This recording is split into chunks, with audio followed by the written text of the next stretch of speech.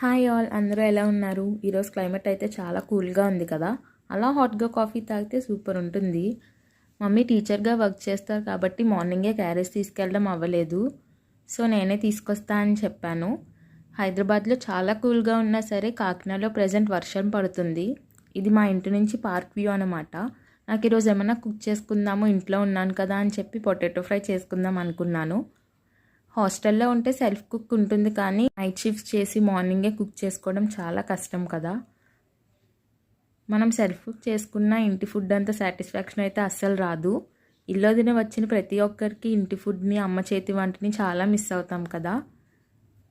And ఒక్క fry చేయడానికి నేను చాలా సాహసాలు చేస్తున్నాను. చూడ్డానికి అయితే చాలా బాగుంది, సో తినడానికి ఎలా ఉంటుందో తెలీదు.